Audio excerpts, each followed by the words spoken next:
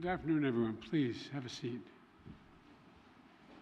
Mr. President, 6 decades ago, when Kenya declared its independence, President Lyndon Baines Johnson wrote a letter from our nation to yours, and he said, "May the responsibilities of freedom wake the best that is in you." Today, we mark 60 years of partnership between our democracies, and we're fulfilling that wish together, and we're continuing. I truly believe it has brought out the best in both of us, not only in Kenya and America, but around the world. It's had a positive impact. But through our partnership, we're continuing to meet our responsibilities in 4 key areas. First, I'm proud to announce we're working with Congress to designate Kenya a major non-NATO ally. That's a fulfillment of years of collaboration. Our joint counterterrorism operations have degraded ISIS and al-Shabaab across East Africa.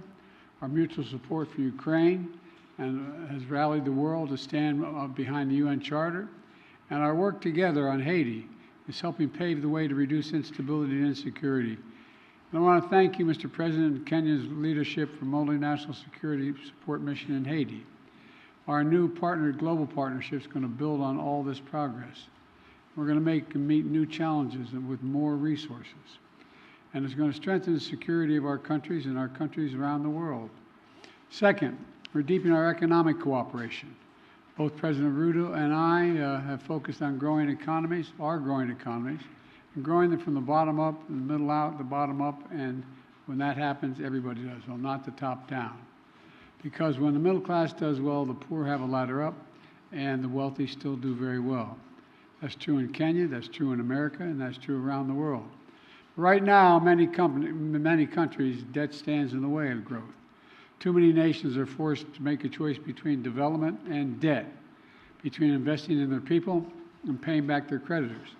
So today we're launching what we're calling the Nairobi, Washington vision. This initiative is going to bring together international financial institutions and nations from all around the world to mobilize more resources for countries saddled with debt, to open more opportunities to the private sector financing, and to promote transparent, sustainable, and affordable lending practices. These are big goals. It's going to take time to see lasting progress, but we're providing $250 million, the United States is, to the World Bank in a crisis response window. In the coming weeks, the United States is going to make an additional $21 billion available to the International Monetary Fund. And today, I'm proud to announce there will be $250 billion in new lending capacity for multilateral development banks like the World Bank to help low-income nations invest in their development and tackle growing challenges. This is supported by the United States and many other countries as well. Next, we're launching a new era of technological cooperation between the United States and Kenya. That means new partnerships with industry, artificial intelligence, semiconductors, and cybersecurity companies. New initiatives to expand affordable internet all across East Africa. New education programs are going to bring Kenyan students to the United States to study in the STEM fields. And I'm proud to announce that I'm working with Congress to make Kenya the first country in Africa to receive funding through the CHIPS and Science Act, which has served us well.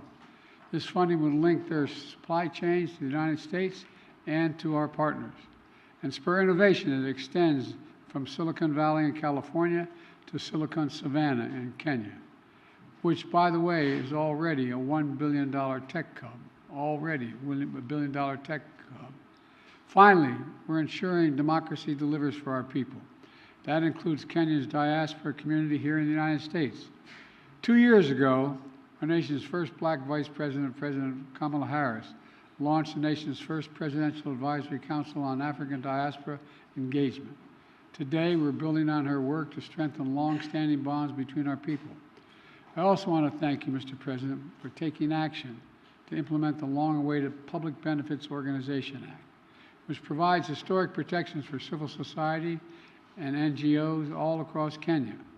Like you, I believe the future is going to be won by countries that unleash the full potential of their populations, including civil society, women, and young people. I look forward to working together to implement this act and jump-starting anti-corruption reforms to promote democratic values that bind our nations together. Now, let me close with this. Taken together, these are responsibilities Kenya and America must meet in the years ahead, and meet them together as partners for security, for prosperity, for innovation, and most importantly, for democracy. But I know these responsibilities will wake the best in us. And I know will not only bring our nations together, but I want to thank you for, again, Mr. President, for being here and knowing we have even bigger dreams for the cooperation in our countries. The floor is yours, sir. Thank you, Mr. President, and I want to, in a very, very sincere way, thank you, Mr. President, for inviting me to make this state visit to the United States on behalf of the people and government of Kenya. I also take this opportunity to express my deep gratitude for the warm welcome we have received on our arrival and the excellent hospitality of the American people. My visit provides us, Mr. President, with the opportunity to celebrate 60 years of bilateral relations rooted on shared values of freedom, democracy, rule of law, equality, and inclusivity. My visit takes place at a time when democracy is perceived to be retreating worldwide. The accelerating drift towards regimes indifferent to democratic values is a deep concern to us, and I believe it is time the U.S., working with Kenya, deploys its capabilities and rally like-minded democratic countries to set up the course for democracy.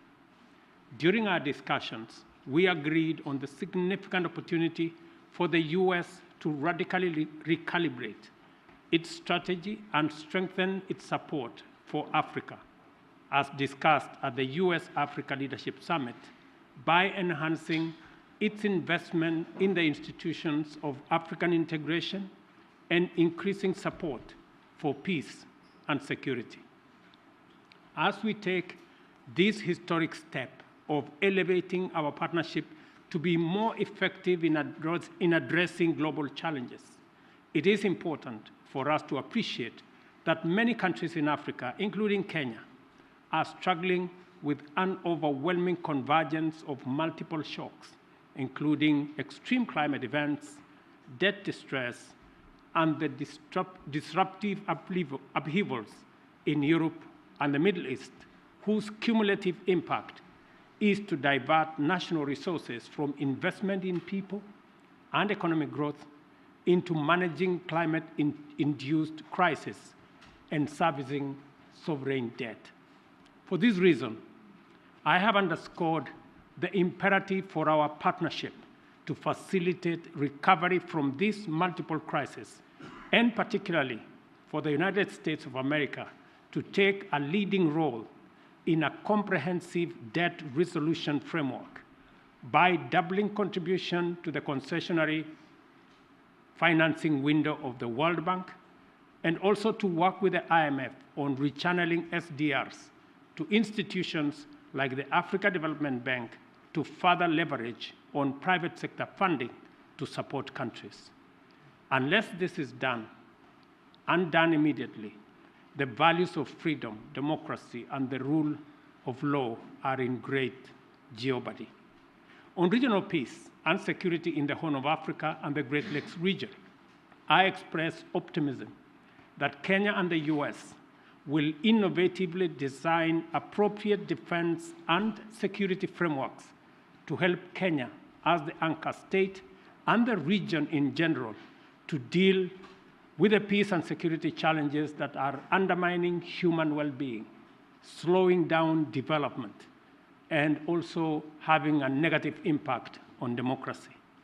We affirmed our mutual commitment to the stabilization of Haiti through the multinational security support mission. The Kenya-UN Climate and Clean Energy Industrial Partnership we have just committed to is an encouraging milestone on our collective journey and builds on the paradigm shift we have inaugurated at the Africa Climate Summit in Nairobi last year. Accordingly, Africa's resource potential is a huge opportunity to deploy US technology and investment to catalyze unprecedented growth through green industrialization. We've also agreed to hasten the renewal of the Africa Growth and Opportunities Act to sustain the rising momentum of our investments and exports in the manufacturing space. Similarly, we agreed to undertake sustainable green growth by facilitating conclusion of our strategic trade and investment partnership alongside the renewal of AGOA. During our discussions, I witnessed firsthand President Biden's and the US government's determination to make our partnership work and resolve to spread and deepen the roots of freedom, democracy, security, and prosperity throughout the world. As my visit comes to a close, I am confident that our engagements have laid a solid foundation for us to continue the good work we have begun with stronger faith and greater hope for success, because in Joe Biden, Kenya and Africa have a strong and committed friend. I thank you. Thank you, Mr. President. You do have a friend, and you know, the African continent comes 1 billion people not too soon.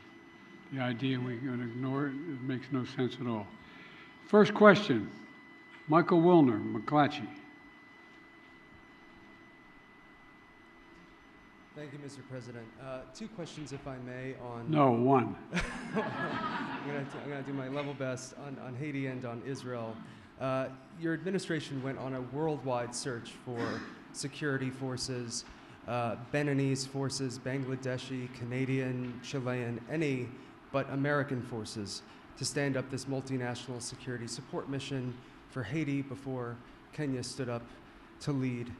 Can you explain why it is that you believe, on the one hand, that this mission is so critical, and on the other, why it is that you have categorically ruled out contributing US forces to this effort? Is it your goal to beat back Haiti's gangs or to contain them? And on Israel, does the United States... One question. I'll answer your question. Okay. The question with regard to Haiti is, we concluded that for the United States to deploy forces in the hemisphere just raises all kinds of questions that can be easily misrepresented about what we're trying to do, and be able to be used by those who disagree with us and against the interest of Haiti and the United States. So we set out to find a partner or partners who would lead that effort that we would participate in, not with American forces, but with supplies and making sure they had what they needed. And so, you know, I'm very grateful to President Ruto's leadership here, multinational effort, but Kenya's willingness to really lead this matters. You're not the only country, but you're leading this effort. And there's going to be U.S. forces, none on the ground, but we're going to supply logistics, intelligence, and equipment. Matter of fact, some equipment has already arrived. And Kenya is stepping up with police, and other countries plan to do as well. The United States is going to support the collective effort here. And of course, Kenya won't be going it alone. We're working with Congress to provide $300 million to MSS mission and an additional $60 million for equipment assistance. And we've received and are continuing to bring major contributions from other partners in as well. President Ruto and I agree that Haitian people deserve better. They deserve peace and security, and I thank him for taking on this responsibility, but we have his back and we're there all the way.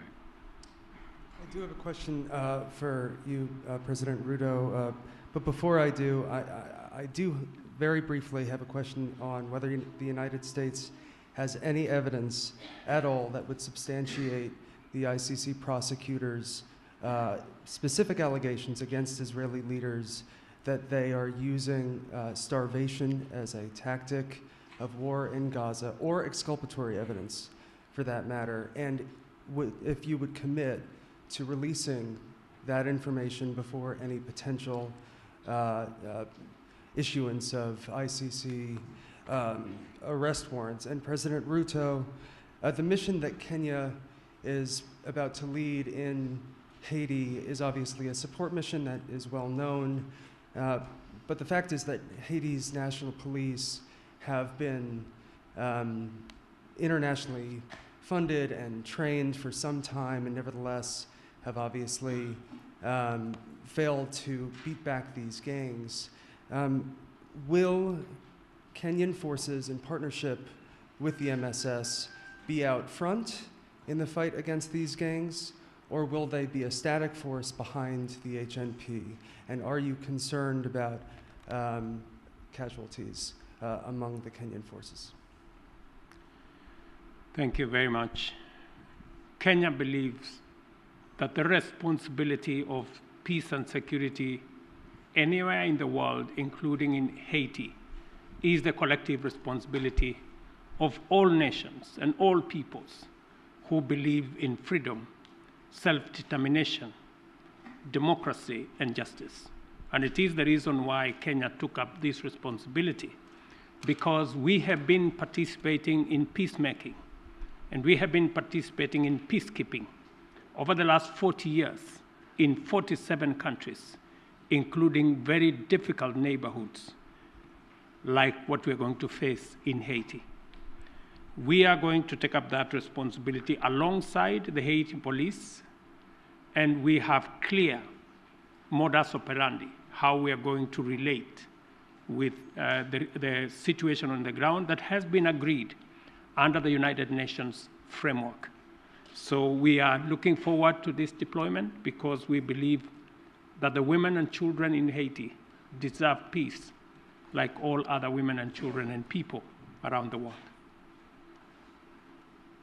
Look, we made my position known on ICC. You guys never keep the deal, but that's okay.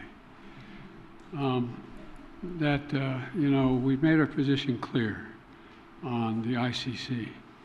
We don't recognize the jurisdiction of ICC the way it's being exercised, and it's that simple.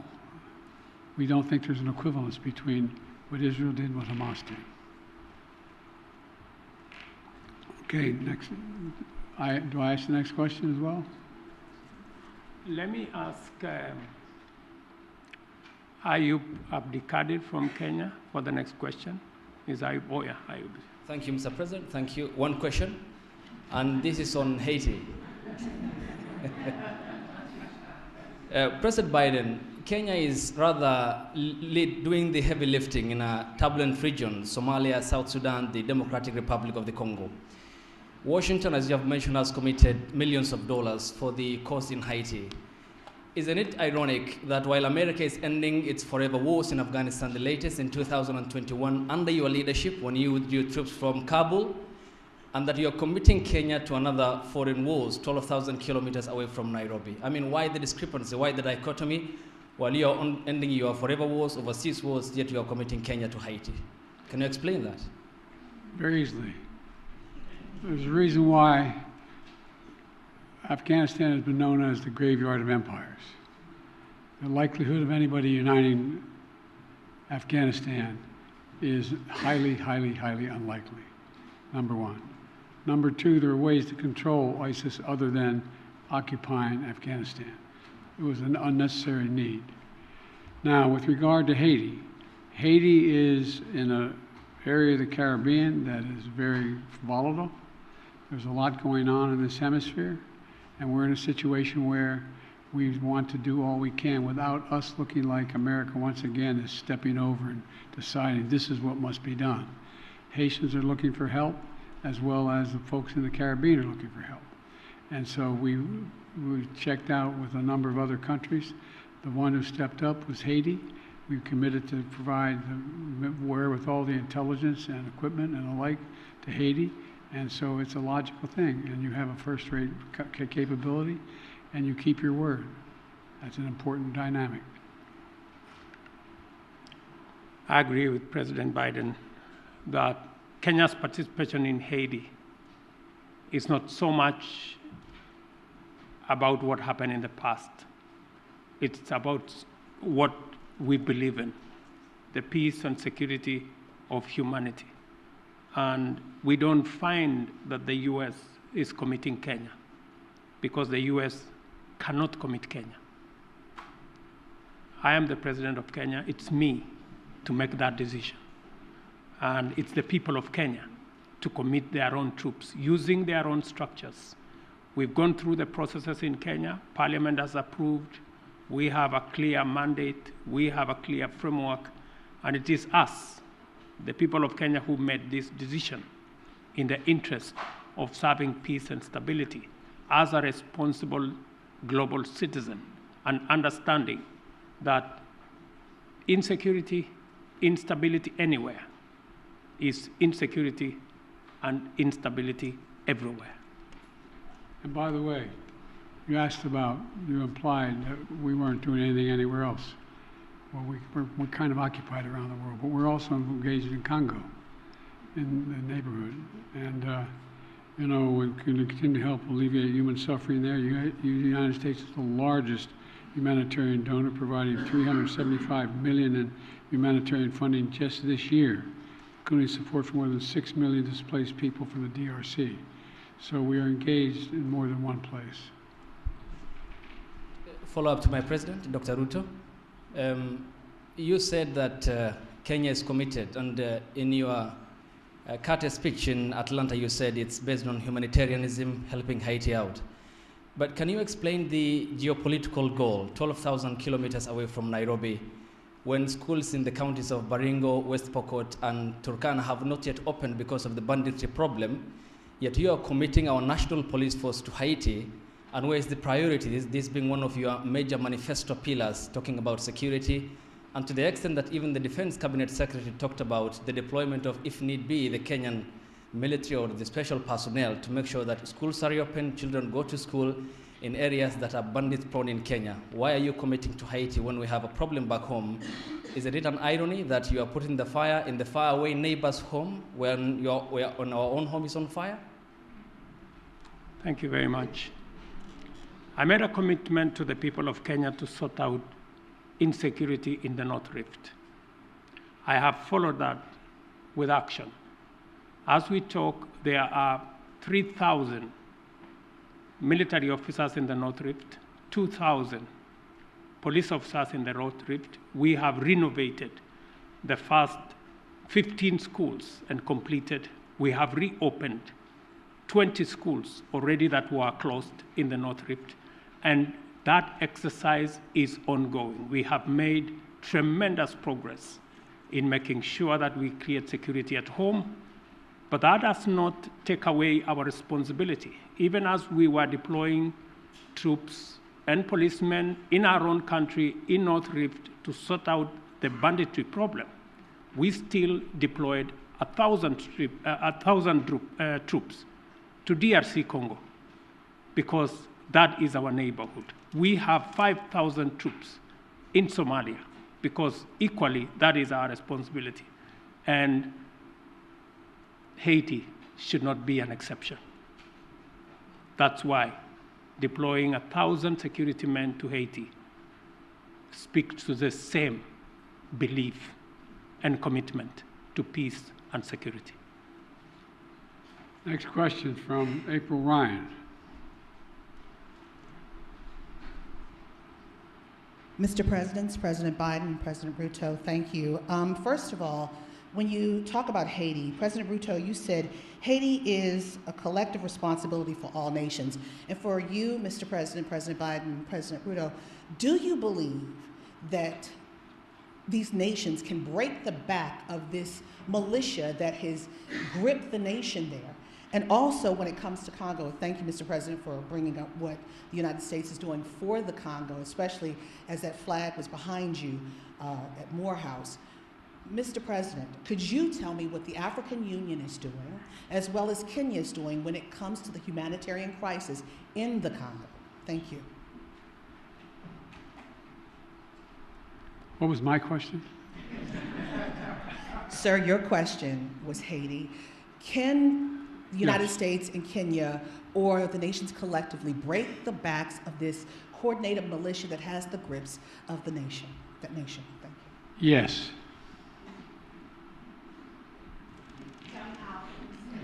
The very way we're doing it. We're not talking about a 1,000-person army that's made up of trained persons. This is a crisis. It's able to be dealt with. And we think we can deal with this way with a multinational approach, with Haiti leading the way and us providing the intelligence as well as equipment. gangs and criminals do not have nationalities. They have no religion. They have no language. Their language is one. To deal with them firmly, decisively, within the parameters of the law. And that's why we're building a coalition of nations beyond Kenya and the US, many who are making contribution towards the MSS force in Haiti to secure that country and to break the back of the gangs and the criminals that have visited untold suffering in that country. On DRC, the AU, the East African Community, and Kenya are seized with that matter. I've just told you that Kenya had 1,000 troops in Haiti. We now have another 800, not in Haiti, but in DRC. We now have another 800 troops from SADC. We are going to be having a meeting of the East African Community. I did send my my foreign minister to Kinshasa. They had a conversation. And shortly, we will be looking at how to begin the dialogue process under the Nairobi process, because we believe there is no military solution to what is going on in DRC, but instead, dialogue should be able to give us the necessary momentum and outcomes that would settle the matters in Eastern DRC. So both the AU, the East African Community, and Kenya as a country are seized of that matter. We know that the humanitarian crisis in Eastern DRC has displaced close to 7 million people. And I want to thank the United States of America for stepping in with humanitarian support for that region, because it is a collaboration of different countries in different ways to deal with that situation. The rest of us are committing troops. We are committing deploying our infrastructure to facilitate the resolution of the matters in DRC. Is that it? Let me ask Nancy Agutu from Kenya. She's here. Okay, Nancy. Mr. President, Africa is asking America to lead the way and double its contribution to the World Bank's international development assistance to help developing countries access more financing, to alleviate debt distress, and to tackle climate change. What is your commitment on this? Thank you. I'm sorry, I didn't catch all your question. Sorry, I'm saying Africa is asking America to lead the way and double its contribution to the World Bank's international development assistance to help developing countries Yes. to access financing to alleviate debt distress and to tackle climate change. What is your commitment on this?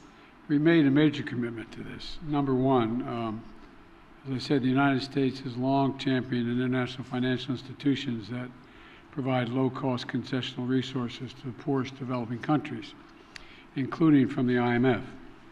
To that end, my administration helped design and establish the IMF's new initiative that provides low-cost funding for countries that are taking steps to enhance their resilience. Important partners in Africa have the capital they need to ensure they have the capital they need to invest in their futures. We heard them and we stand with them. Now, that's why we've worked with Congress to enable the United States to make available in the coming weeks up to $21 billion in new lending resources to the IMF trust fund that provides concessional lending to the poorest countries.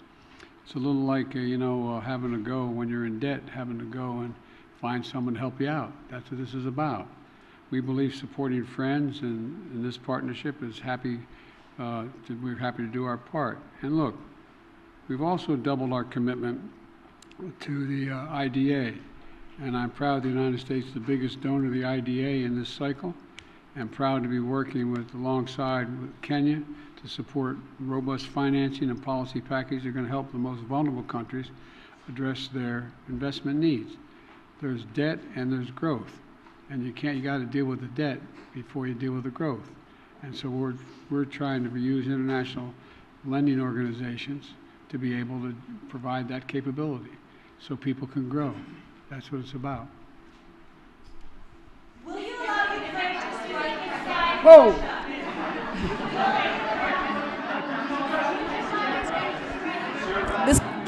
This concludes the press conference. Thanks, everybody.